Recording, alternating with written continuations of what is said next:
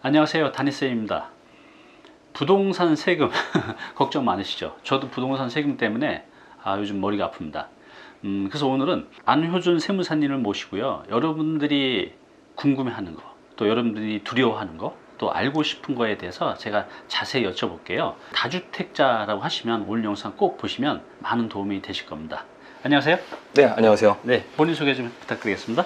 네, 저는 지금 서울에서 이제 세무사 사무실 운영하고 있는 안효준 세무사라고 합니다. 네, 반갑습니다. 네, 다주택자가 고민하는 세금들, 또 조심해야 될 세금들이 어떤 게 있을까요? 종류가? 일단은 다주택자이신 분들은 이제 주택을 소유하는 거기 때문에 네. 주택을 소유하는 과정에서 이제 발생되는 세금을 좀 고려를 해봐야 되고, 네. 이제 주택은 이제 크게 취득 단계, 네. 그리고 보유 단계, 처분 단계에 있어서 이제 각종 세금이 발생이 되는데, 네. 그때 발생되는 세금들을 좀 잘 계산하고 고려를 해야 됩니다. 그래서 이런 것들을 이제 주의 깊게 이제 계산을 해보고, 네. 어떤 것들이 이제 가장 최선의 선택이 될 수 있는지 그렇게 의사결정을 하시면 됩니다. 그죠? 네.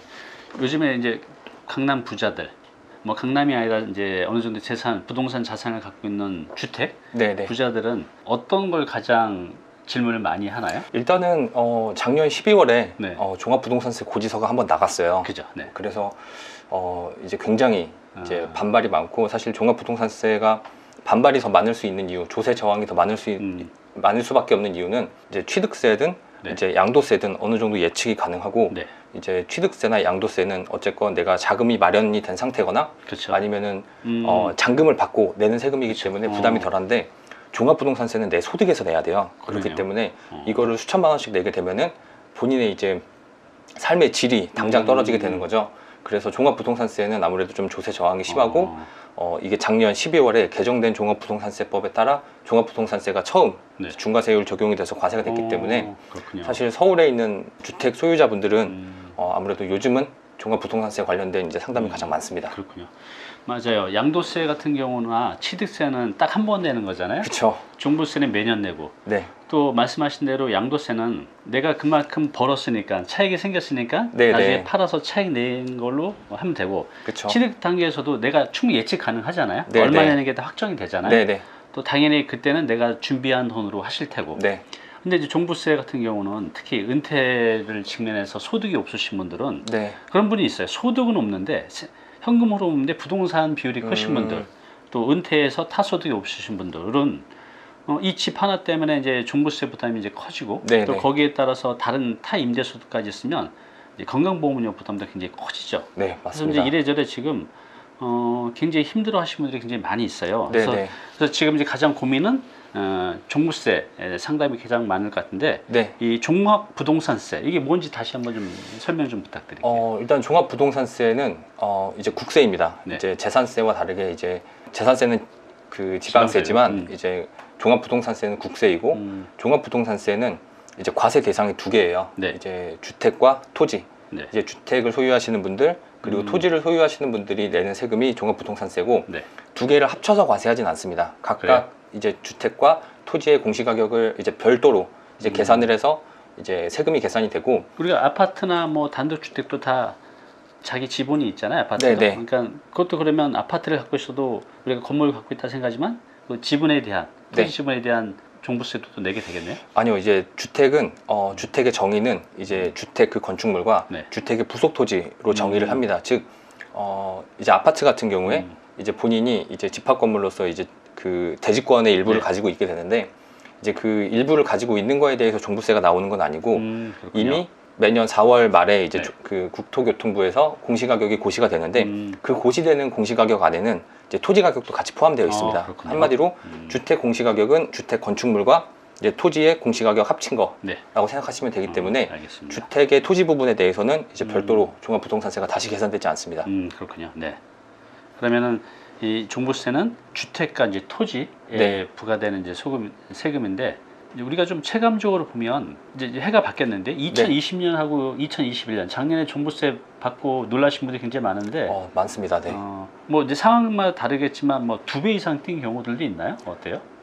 실제로 그 세부담 상환율이라고 해서 이게 과거에는 뭐 150%뭐 이런 식으로 이제 낮게 형성이 되어 있었는데, 네.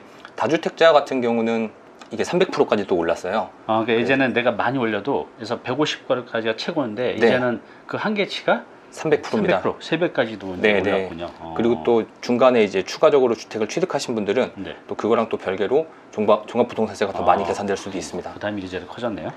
사실 예전에 제가 이제 세법을 공부할 때 네. 이제 그 강사분께서는 이제 뭐 장난으로 이러셨어요.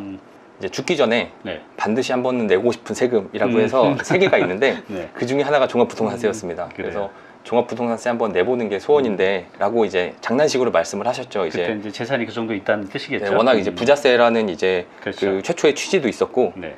네, 지금 현재는 아마 이 강사분도 소원을 이루셨을 수도 있을 것 같습니다. 네. 가만히 있었으면 그냥 이루어지는 거죠. 네. 그래요. 맞아요. 예전에는 이제 종부세 낸다고 하면 부자라는 생각이 들어서 말씀하신 그쵸. 대로 종부세 한번 내봤으면 하는 네네. 농담식으로 했었는데 지금은 좀 상황이 좀 많이 달라진 것 같아요. 네, 맞습니다. 그래요. 그러면 이제 다주택자 분들이 이제 가장 고민하는 게 종합부동산세에 대한 절세거든요. 결국 네. 그 상담도 많이 오실 것 같은데 그쵸. 어때요? 뭐 근데 이게 딱 정해진 건데 절세 방법이 있나요? 일단은 이제 본인이 소유하는 주택의 이제 현황을 좀 알아야 돼요. 네. 그래서 지금 현재 본인이 보유하는 주택 또는 앞으로 취득할 음. 주택의 이제 소유자를 조금 네. 선택을 해서 이제 세대 내에서 소유자를 선택을 해서 이제 종합부동산세를 좀 절세하는 방안이 있습니다. 그거는 이제 종부세가 이제 취득세나 양도세와는 달리 개인별 네. 과세에 대해서 그런 게 가능하다는 거죠. 네, 맞습니다. 이게 원래는 과거에는 이제 세대별 과세였어요. 종합부동산세도. 근데 그래요? 물론 이제 그때는 종합부동산세가 지금처럼 이렇게 세율이 높았을 때가 아니었을 것 같은데, 네. 근데 이게 이제 위헌 판결이 났습니다. 음. 그래서 이제 세대별로 이제 종합부동산세를 계산을 하는 거는 네. 이제 뭐 헌법에 보면은 좀 추상적인 그런 것들이 많이 있잖아요. 네. 이제 혼인에 뭐 이제 그런 행복할 권리가 있고 뭐 이런 것들을 이제 침해한다고 이제 판단이 돼서 네. 이제 과거에 세대별 과세에서 인별 과세로 바뀌었고 인별 과세로 바뀌어서 결국은 이제 좋은 점은 한 사람당 네. 이제 공제액이 각각 생긴다는 거죠. 음. 그래서 종합부동산세는 개인이 가지고 있는 주택의 공시가격의 합계액이 6억이 넘으면 과세가 됩니다. 네. 이거를 세대를 합치는 게 아니고 인별 과세이기 때문에 나 혼자 부동산을 다 갖고 있는 것보다 네. 나 하나, 배우자 하나 가지고 있는 게 훨씬 더 유리합니다. 왜냐하면 배우자의 6억 원을 쓸 수 있기 때문에 그렇군요. 적절히 그 주택의 소유자를 이제 분배를 해서 음. 종합부동산세를 절세하는 방법이 있고 네. 이제 세율도 이제 작년에 이제 처음 이제 중과세율이 나왔는데 네. 일반 세율 적용 대상자와 중과 세율 적용 대상자가 있습니다. 네. 예를 들어서 조정 대상 지역 내에 2개의 주택을 소유한 사람은 중과세가 적용이 되고 네. 지역에 불문하고 3개 이상 주택을 소유하신 분들은 이제 중과세율이 적용이 되는데 이것 또한 인별로 판단합니다. 그래요.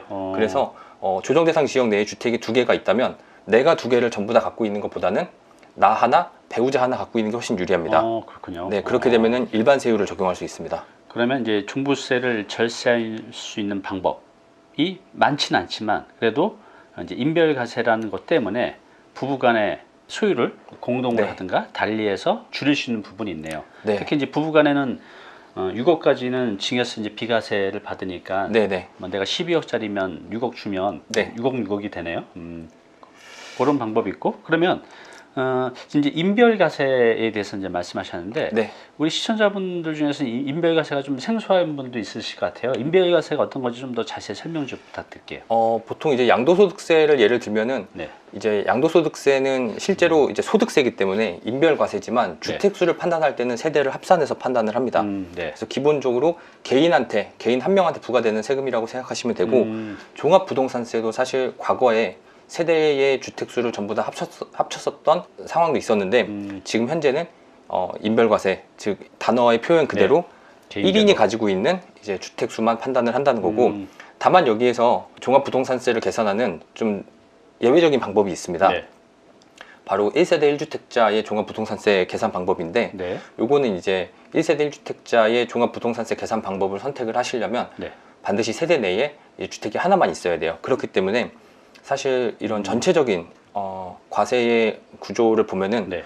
또 완벽한 인별과세는 또 아니라고 볼 수 있습니다. 그래요. 네, 1세대 1주택자의 종합부동산세의 계산 방법을 선택을 하면 이제 굉장히 종합부동산세를 절감할 수 있는데 그때는 이제 세대의 주택수를 전부 다 합치기 때문에 또 완벽하진 않습니다.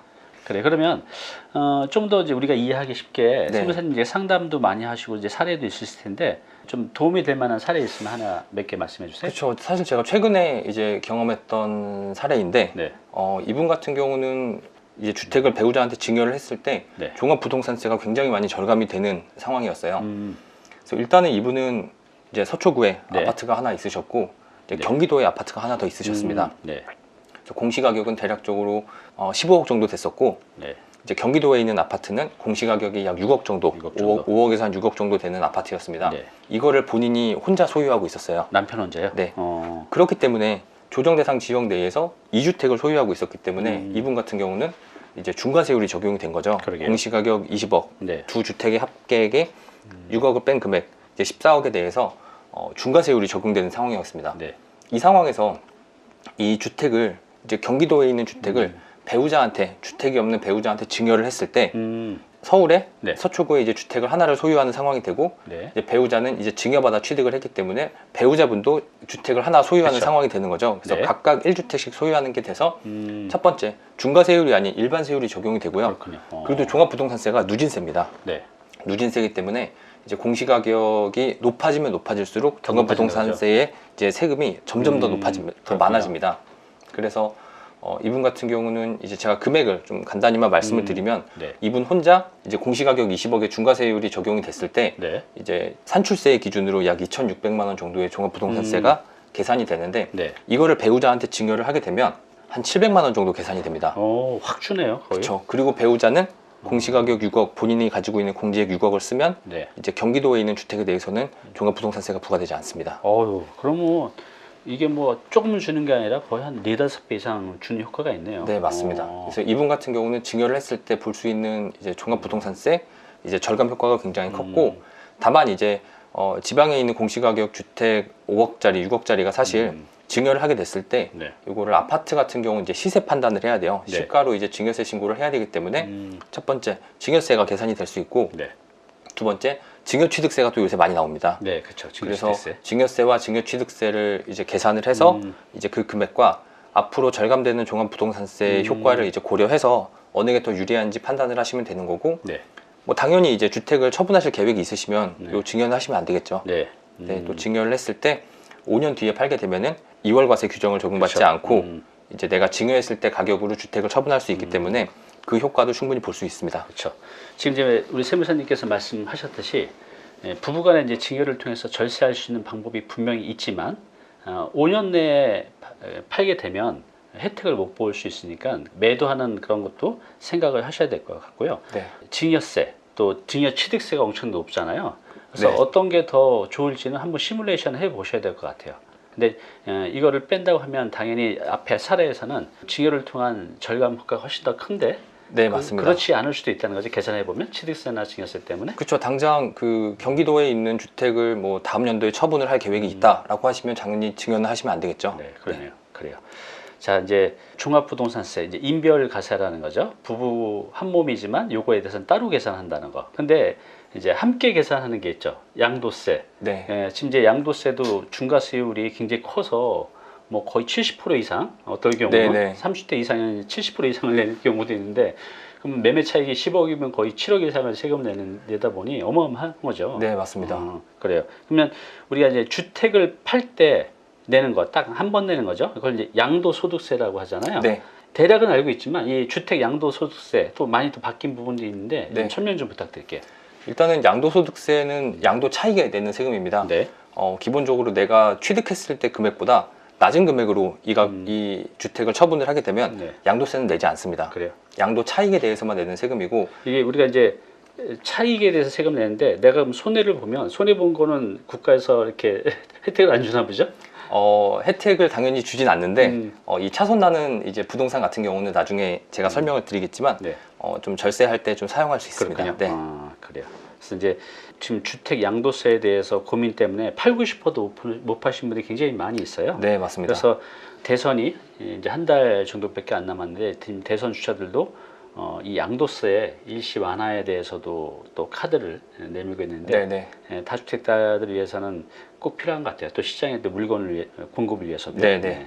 그래요. 그러면 아까 종합부동산세 절세할 수 있는 방법에 대해서 말씀했는데 우리 시청자분들이 궁금한 건 그래서 어떻게 절세할 수 있는데 라는 거거든요. 네. 양도소득세 절세할 수 있는 방법은 또 어떤 게 있을까요?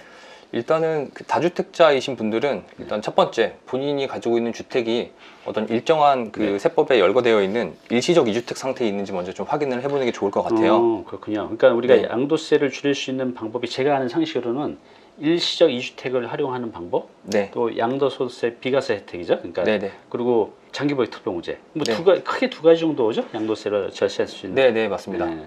그래서 일단은 일시적 이주택이 적용이 될 수 없다면 이제 그때부터 사실상 뭐 일시적 이주택자는 저희 세법에서는 다주택자라고 부르진 않습니다. 그래요. 근데 어쨌건 주택을 취득을 했고 다주택이 된 상태에서 종전주택을 팔았을 때 이제 좀 혜택을 볼 수 있는 규정들이 많이 있거든요. 네. 요건이 된다면 비과세를 받을 수도 있고, 그게 아니라면 신규주택 취득하고 나서 3년까지는 중과 배제로 열거가 되어 있기 때문에 그런 것들 활용을 해서 처분을 하실 수 있으면은 처분을 하시는 것도 좋고, 그래요. 그 일시적 이주택 기간이 전부 다 지났는데도 불구하고 주택을 팔지 않으신 분들을 이제 저희는 세법에서 다주택자라고 그렇군요. 하는데, 이 다주택자이신 분들은 이제 사실상 최선의 선택을 하시는 방법이 일단은 각 주택을 본인이 가장 잘 알고 있어야 돼요. 이 주택의 공시가격은 얼마이고 네. 이 주택은 조정대상 지역에 있는지 없는지, 또는 이 주택의 이 주택이 중과세율 적용을 할 때 주택수에 포함되는 주택인지 아닌지, 그리고 양도 차익이 얼마가 있는지, 네. 양도 차손이 얼마가 있는지, 그래서 이런 것들을 종합적으로 다 분석을 하신 이후에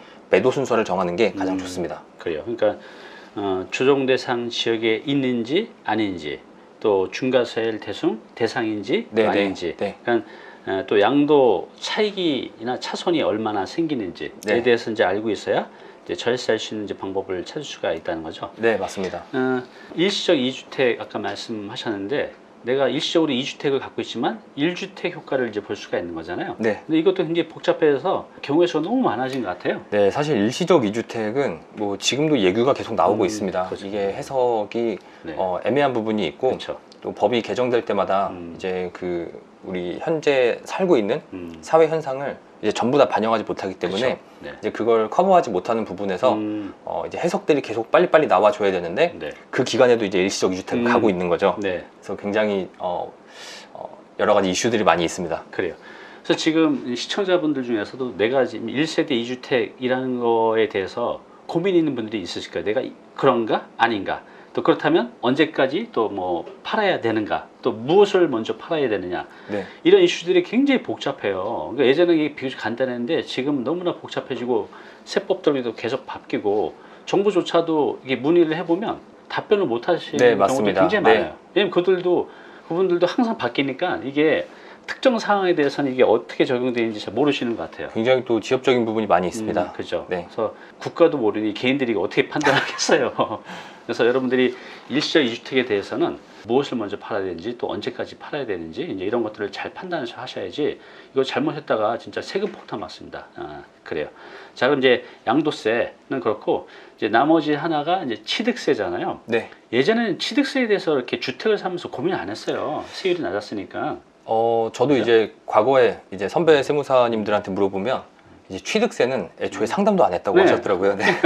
딱 정해져 있고 뭐 네. 부담도 없었으니까. 네, 근데 네. 지금은 부담이 엄청 커졌고, 또 그래서 그 부담을 피하기 위해서 이제 법인으로 해서 취득하는 형태도 있었는데, 법인 취득도 지금 거의 막혔습니다. 네. 또 증여 방법인데 또 증여 취득세율도 높여놨잖아요. 네, 그래서 뭐 우리가 특별한 경우를 제외하고는 이제 증여취득세도 이제 조정대상 지역 내에서 공시가격 3억 이상 주택 증여할 때는 네. 이제 12%에 12% 최고세율로 얘기한 건데, 네. 와, 그러면 10억짜리면 1억 2천, 지방세까지 한 1억 3,200이 네. 거의 세금이네요. 근데 네네. 오르면 아깝진 않은데, 이게 만약에 안 오르거나 보합일 때 내가 팔면 네네. 그 취득세 내는 거 참 이제 아까울 것 같아요. 네, 그러면 맞습니다. 이제 이 취득세도 말씀하신 대로 굉장히 복잡해졌는데, 이 복잡한 취득세 좀 설명 좀 부탁드릴게요. 일단 취득세는 내가 취득을 하면 내는 세금이에요. 즉 이제 취득자가 내는 거죠. 네. 취득을 할 때 내게 되는데, 과거에는 이제 주택의 취득세라고 하면 1에서 3%, 네. 누구나 알고 있는 1에서 3%, 그쵸. 내가 6억 이하 주택을 사면은 1%, 그리고 6억에서 9억 사이는 2%였다가 이제 중간에 한번 문턱 효과를 없애기 위해서 1.01%에서 2.99%까지 바뀌었습니다. 그리고 그렇군요. 이제 9억 초과됐을 때 9억 이상 주택을 사게 되면 이제 3%. 네. 대부분의 사람들이 이렇게 알고 있죠. 그쵸. 여기에 이제 1.1%, 2.2%, 3.3%, 뭐 이런 식으로 네. 알고 있었는데, 이게 이제 주택 수에 따라서 이제 세율이 또 달라집니다. 네. 이것도 마찬가지로 취득세 중과세율이 이제 신설됐기 때문이죠. 그래요. 네. 그러면 지금 이제 최대 세율이 12%까지 있는 건가요? 네, 지금 현재 조정 대상 지역 내에서는 두 번째 주택 취득할 때 8%, 네. 세 번째 주택 취득할 때 12%고 네. 비조정 대상 지역에 있는 주택은 세 번째 주택부터 8%, 8%. 네 번째 주택은 12%의 취득세율을 적용하고 있습니다. 그러니까 우리가 흔히 말하는 조정 대상 지역이 아닌 지역에서도 세 번째는 8%, 네 번째는 12%. 그러니까 그 한 주택 더 여유가 마진이 있는 거네요. 네, 어차피 다 이제 중과세는 이제 똑같다는 거죠. 네, 그러면 이게 12%라고 하셨는데 12%에 그러니까 지방세 10%가 있으니까 그러면 13.2%가 되는 건가요? 대략? 이제 취득세는 이제 기본적으로 취득세를 내고 그거에 네. 이제 부연되는 세금들을 또 내게 돼요. 그죠? 그래서 기본적으로 취득세를 몇 프로인지 이제 정해지면 거기에 이제 지방교육세나 농어촌 특별세가 추가로 붙을 수 있습니다. 네. 그 취득세는 애초에 지방세이기 때문에 뭐 소득세처럼 추가로 뭐 1.1% 더 더하고 뭐 그러진 않습니다. 그래요.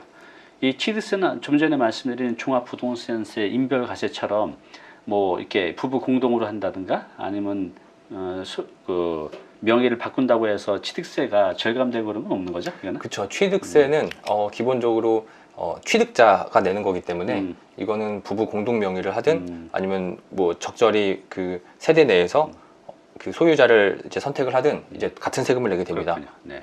그러면 이제 다주택자, 집이 많으신 분들이 이 주택을 취득할 때 주의할 점 있으면 말씀 좀 부탁드릴게요. 일단은 예를 들어서 뭐 이것도 과거에 제가 한번 상담을 했던 사례인데 네. 기왕 주택을 무주택자이신 분들이 주택을 취득할 계획이 있으시다면 조정 대상 지역에 있는 주택을 먼저 취득을 하시고 네. 두 번째 주택을 비조정 대상 지역에 있는 주택을 취득을 하시는 게 중과세율 적용을 피할 수 있습니다. 왜 그렇죠? 비조정 대상 지역에 있는 주택을 먼저 취득을 하면 네. 다음에 조정 대상 지역 그 주택을 취득을 할 때 두 번째 주택을 취득하는 거기 때문에 8%가 적용이 되죠. 그래요.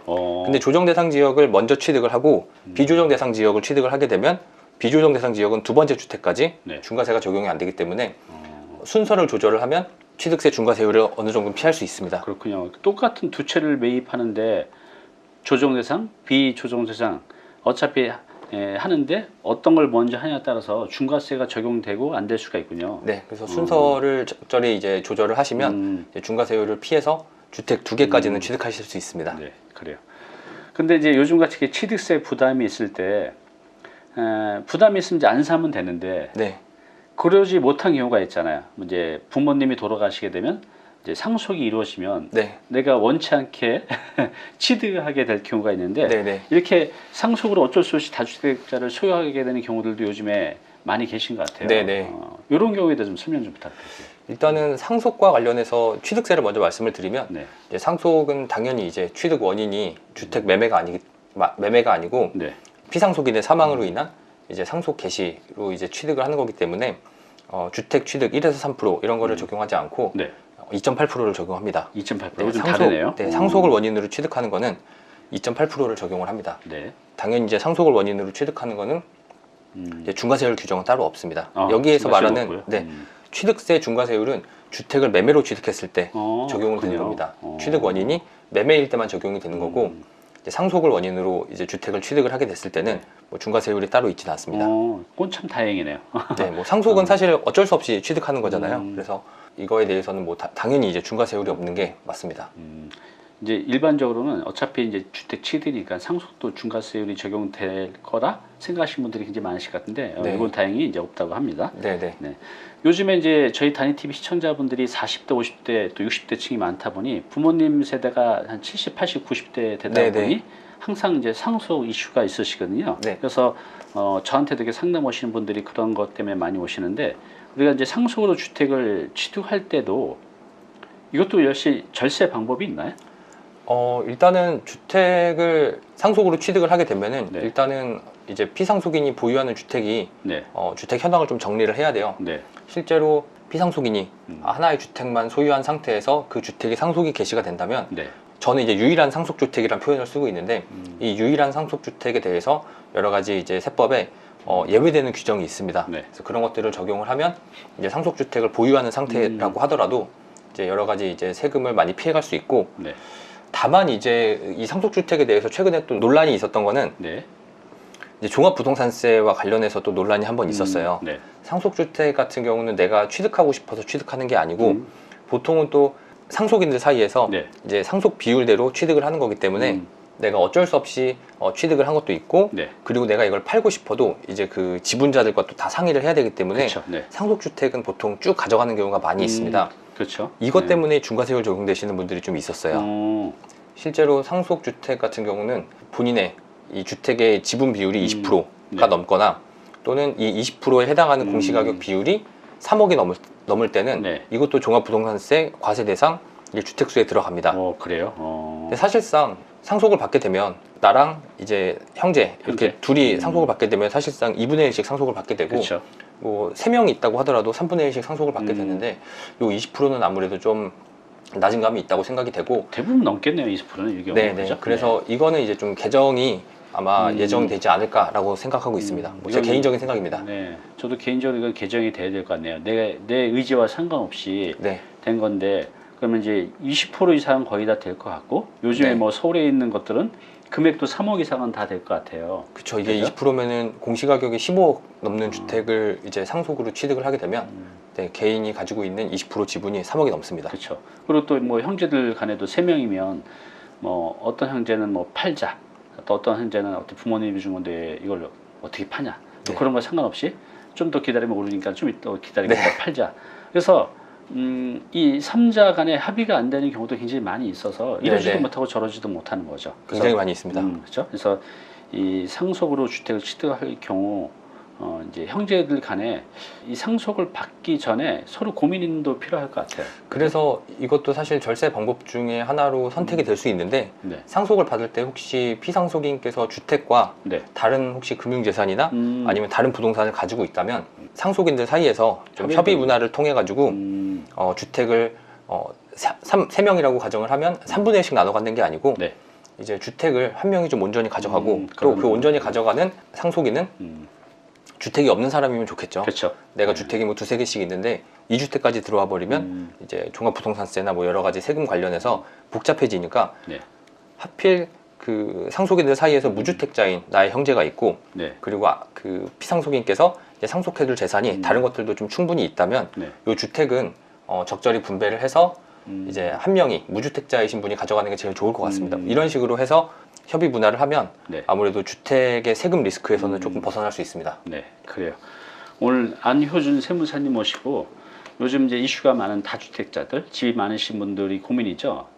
취득세, 또 양도세, 또 종합부동산세, 재산세야 뭐 그냥 감당할 만한데 이 세 가지가 크게 이제 이슈예요. 네. 또 이에 따른 이제 징여나 상속도 또 고민이 있고 하신데 중요한 건 우리가 취득하기 전에 나의 세금이 어떻게 되는지 또 팔기 전에 나의 세금이 어떻게 될지를 미리 알아보고 하시는 게 이제 굉장히 중요하다는 거죠. 증여와 이제 상속도 이제 마찬가지입니다. 내가 받을 때 어떻게 받을 것인지도 상황에 맞춰서 유리하게 받으셔야 될 것 같아요. 우리 안효준 세무사님께서 우리 잉클에서도 또 세무 강의를 해주시기로 했으니까요. 한번 와서 들어보시면 많이 도움이 될 것 같습니다. 다시 한번 말씀드리지만 저도 상담하면서 모르고 팔았다가 세금 폭탄 받는 경우 요즘 굉장히 많이 있거든요. 꼭 사기 전에 또 팔기 전에 전문가의 상담 받으시고 올바른 결정하시기 바랍니다. 오늘 이렇게 나와주셔서 감사합니다. 네, 감사합니다. 네.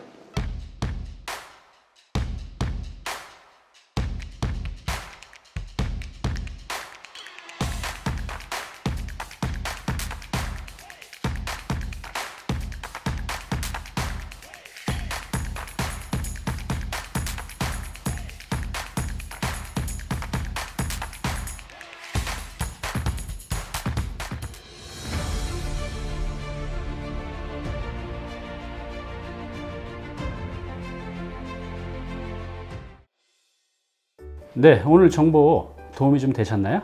앞으로 이런 정보 계속 받아보실 분은요, 여기 구독 부탁드리고요. 그 다음에 오른쪽은 제가 추천하는 영상입니다. 꼭 한번 보시기 바랍니다.